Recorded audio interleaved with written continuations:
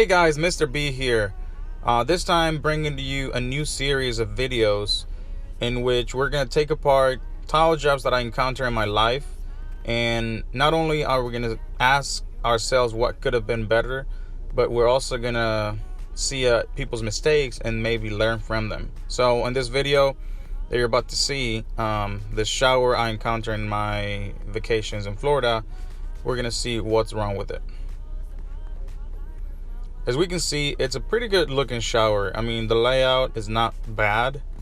It's got two vertical bands, one on the back, one on the side. The side one actually goes through the valves.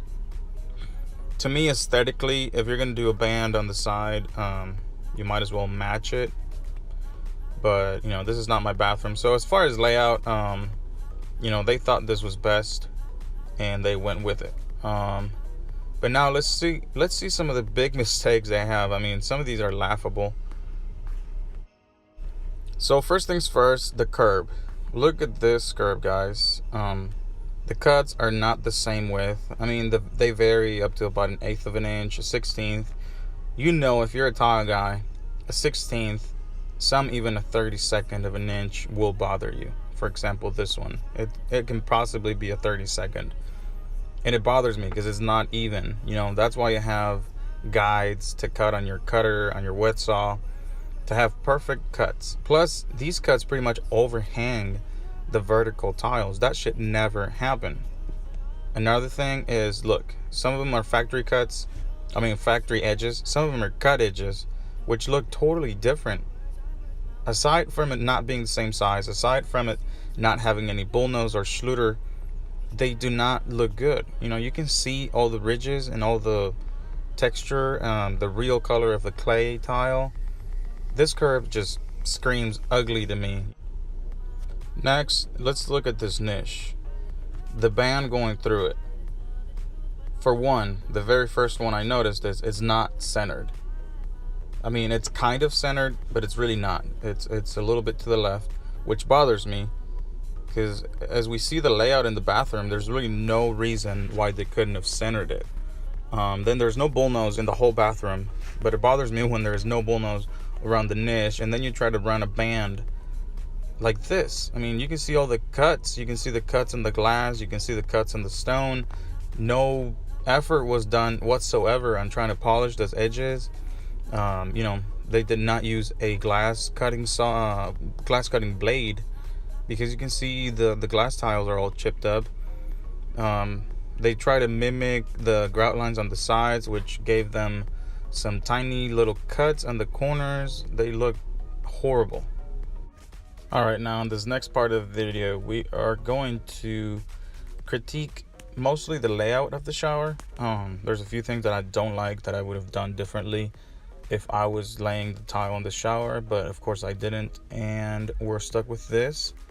Let's look at some things. For example, the two tiles on the side of the bands, both bands, they match each other. If you're gonna do a shower, which is 50% stagger, you have to stagger 50% on either side of the band. You cannot match them.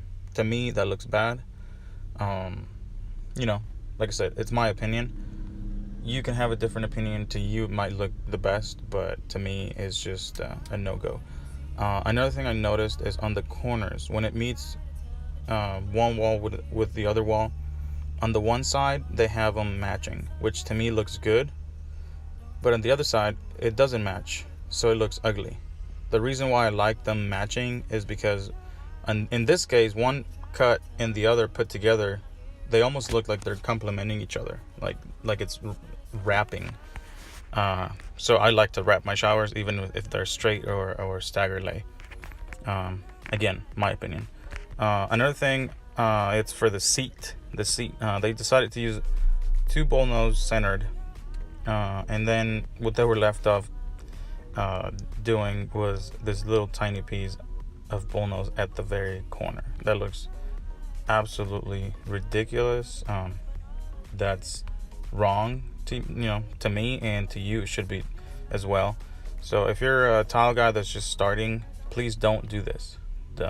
Anything you do, avoid having little slivers, little tiny cuts anywhere in your floors, in your showers. I know there's sometimes when you do a big floor, you cannot avoid it, but try the best. Before you set the first tile, try the best to figure out if you're going to have or not some tiny pieces. And lastly, the band installation. Please make sure if the band material is way thicker than the tile, or if it's way thinner, you check that beforehand and then plan accordingly.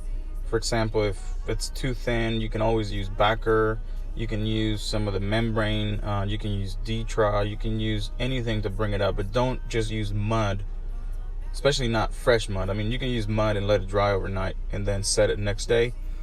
You can avoid all this. You can avoid the band looking uneven. You can avoid it looking like it's protruding far past the tile. Just make sure your bands are completely beautiful. That's the accent. That's called an accent. And if the accent looks like crap, your whole shower usually looks like crap. So, all right, this is it. Let me know in the comments what else, or what did I miss from the videos or pictures that I showed you. What could have been done better?